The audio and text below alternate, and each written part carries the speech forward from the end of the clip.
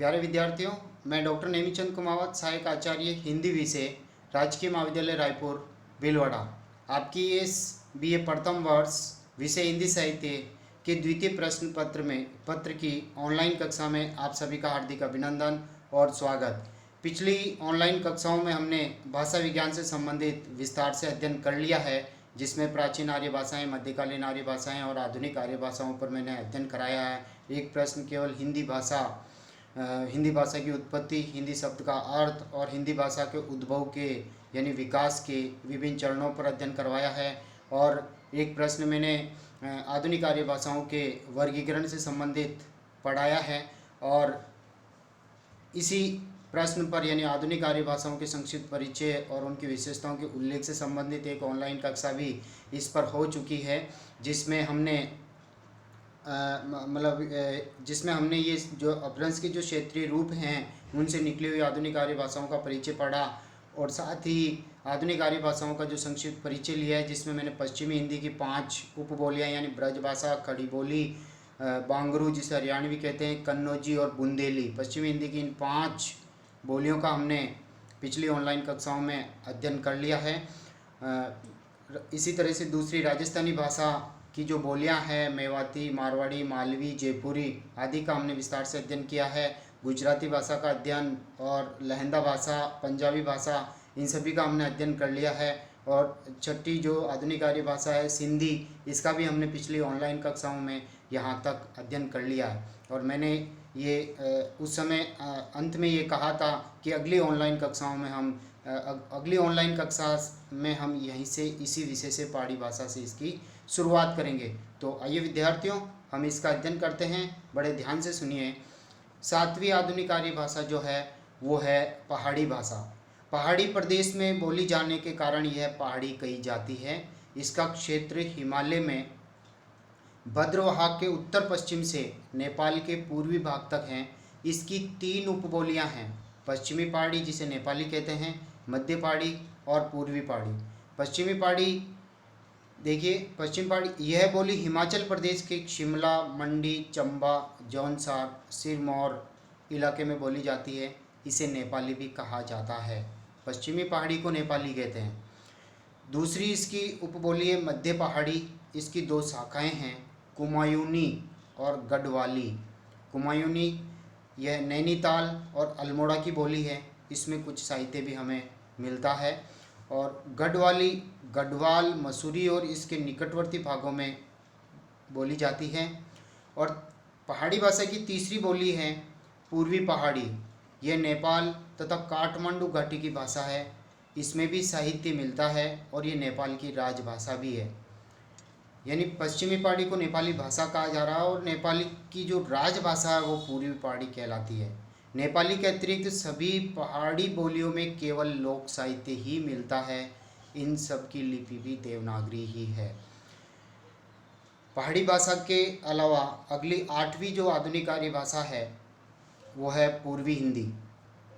हिंदी प्रदेश के पूर्वी भाग में ये बोली जाती है। अतः यह पूर्वी हिंदी कही जाती है। ग्रियर्सन के अनुसार इसकी 3 बोलियां हैं, बघेली, अवधी और छत्तीसगढ़ी। बघेली बोली देखिए पहली, इसका केंद्र रीवा है। इसका अपना कोई स्वतंत्र अस्तित्व नहीं है। यह अवधी का ही दक्षिणी रूप है। कुछ विद्वान इसे पृथक नहीं मानते हैं। दूसरी बोली इसकी अवधी, अवध की भाषा होने के कारण यह अवधी कही जाती है। यह साहित्य संपन्न भाषा है। 11वीं शताब्दी से वर्तमान काल तक इसमें साहित्य लिखा जाता रहा है। महाकवि तुलसी के रामचरितमानस की भाषा यही अवधी हैं। साथ ही जायसी ने पद्मावत अवधी भाषा में लिखा है। और सूफी कवि जिन्होंने प्रेमांकन काव्य की रचना की है उन सभी की भाषा अवधी है, लौकिक अवधी, जबकि तुलसी के रामचरितमानस की परिनिष्ठित अवधी कहलाती है। लिखित साहित्य के अतिरिक्त इसमें लोक साहित्य भी प्रचुर मात्रा में उपलब्ध है। इसकी मुख्य लिपि देवनागरी है, किंतु कुछ अंशों में फारसी लिपि का भी प्रयोग इसमें होता है। आगे हम बढ़ते हैं। इसकी तीसरी जो बोली है बघेली, अवधी और छत्तीसगढ़ी, 3 पूर्वी हिंदी की बोलियां हैं, जिसमें तीसरी है छत्तीसगढ़ी। ये छत्तीसगढ़ राज्य की मुख्य बोली है। इसका प्रयोग साहित्य में नहीं के बराबर हुआ है। प्राचीन काल में ब्रज और अवधी तथा आधुनिक काल में खड़ी बोली ही यहाँ की साहित्यिक भाषा रही है। इसमें लोक साहित्य पर्याप्त मात्रा में है। इसकी लिपि भी देवनागरी है। तो पूर्वी हिंदी की ये 3 बोलियां हैं, बघेली, अवधी और छत्तीसगढ़ी। आगे हम बढ़ते हैं बिहारी। ये भी हिंदी की एक विभाषा है। ये हिंदी प्रदेश बिहार की उपभाषा है। गिरियर्सन ने इसे ये नाम दिया है। इसकी 3 बोलियां हैं, भोजपुरी, मैथिली और मगही। भोजपुरी आपको पता है सर्वाधिक बोली जाने वाली बोली है। ये है उत्तर प्रदेश और बिहार के क्षेत्रों में बोली जाती है।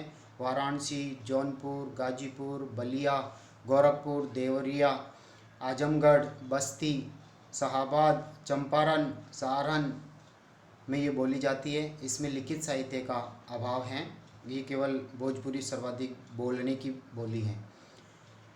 मैथिली, ये मिथिला क्षेत्र की भाषा होने के कारण ये मैथिली कही जाती है। इसका क्षेत्र पूर्वी चंपारण, मुजफ्फरपुर, मुंगेर, भागलपुर, दरभंगा, पूर्णिया, संथाल परगने का उत्तरी भाग ये साहित्यिक दृष्टि से संपन्न है।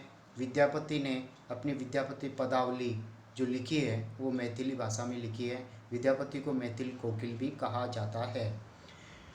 इसी बिहारी की जो भोजपुरी, मैथिली और मगही जो 3 बोलियां हैं, तीसरी देखिए मगही। मगही शब्द मागधी शब्द से ही विकसित हुआ है। इसका क्षेत्र प्राचीन मगध तक ही है। ये बोली पटना, गया, पलामू, हजारीबाग, मुंगेर, भागलपुर, सारण और रांची जिलों में, यानी ये बिहार के ज़िले हैं, इन जिलों में ये बोली जाती है। इसमें लिखित साहित्य का भी अभाव है, किंतु लोक साहित्य पर्याप्त मात्रा में मिलता है और गोपी चंद्र इसके प्रसिद्ध कवि हैं। अगली आधुनिक आर्य भाषाओं की ओर हम बढ़ते हैं। 10वीं आधुनिक आर्य भाषा है बंगाली। बंगाली का विकास मागधी अपभ्रंश के पूर्वी रूप से हुआ है, लगभग 1000 ईस्वी में। बंगाल प्रदेश की भाषा होने से ये बंगला कही जाती है। इसमें संस्कृत तत्सम शब्दों की बहुलता है। ये साहित्य संपन्न भाषा है। चंडीदास, बंकिम चंद्र, शरद चंद्र, रविंद्रनाथ ठाकुर इसके प्रसिद्ध साहित्यकार हैं। इसकी अपनी पृथक लिपि है जिसका विकास प्राचीन नागरी या कुटिल लिपि से माना जाता है। अगली 11वीं आधुनिक आर्य भाषा है उड़िया।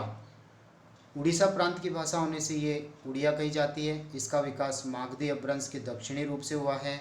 यह भाषा भी एक साहित्य संपन्न भाषा है। लुइपा, सरला दास, बलराम दास, उपेंद्र भंज आदि इसके प्रसिद्ध कवि हैं। वर्तमान काल में इसमें पर्याप्त साहित्य रचा जा रहा है। उड़िया की लिपि ब्राह्मी की उत्तरी शैली से विकसित अपनी पृथक लिपि है। 12वीं आधुनिक आर्य भाषा है असमिया। इसे असमी या आसामी भी कहा जाता है। स्पष्ट ही आसाम की भाषा होने के कारण यह नाम पड़ा है। इसका विकास मागधी के पूर्वोत्तर अपभ्रंश से माना जाता है। इसमें साहित्य भी रचा गया है। असमिया का प्राचीनतम काव्य प्रहलाद चरित 13वीं सदी के आरंभ में रचा गया, जिसके कवि हेम सरस्वती है। अन्य प्राचीन साहित्यकारों में शंकरदेव, माधवदेव, पीताम्बर, बलदेव आदि प्रसिद्ध हैं। इस पर तिब्बती, बर्मी और बंगला का प्रभाव है। इसकी लिपि नागरी के पूर्वी रूप से विकसित हैं। 13वीं आधुनिक आर्य भाषा देखिए मराठी।